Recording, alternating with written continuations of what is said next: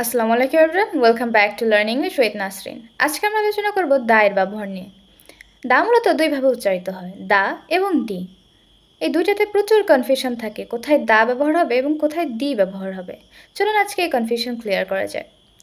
দা মূলত আমরা ব্যবহার করব কনসোনেন্ট সাউন্ডের আগে। অর্থাৎ আমি যদি বলি বুক, তাহলে এর আগে বসবে দা। কেন বসবে?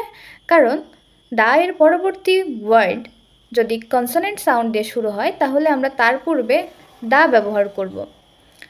অর্থাৎ দ্য বুক।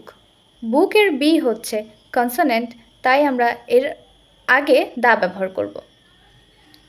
এরপর রয়েছে দি। দি আমরা ব্যবহার করব ভাল সাউন্ডের আগে। অর্থাৎ আমি যদি বলি অরেঞ্জ, তাহলে আমরা এর আগে ব্যবহার করব দি, কারণ অরেঞ্জের ও এটা ভায়েল সাউন্ড, তাই আমরা তার আগে ব্যবহার করব দি। এখন আরেকটি টুইস্ট আছে, কারণ দা এবং দি এর ব্যবহার কখনো বানানের উপর ডিপেন্ড করে না, এটা ডিপেন্ড করে উচ্চারণের উপরে। আমি যদি বলি আওয়ার, তাহলে এর আগে আমি বলবো দি। কেন দি বলবো? কারণ আওয়ারের স্পেলিং হচ্ছে HOUR। এখানে এইচটা সাইলেন্ট আছে আমাদের, তাই এটার উচ্চারণ হচ্ছে এর মতো করে, এইচের মতো না।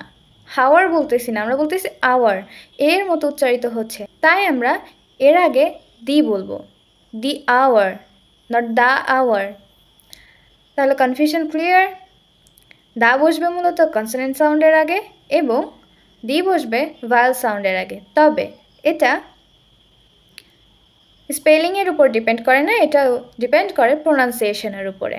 That's all for today.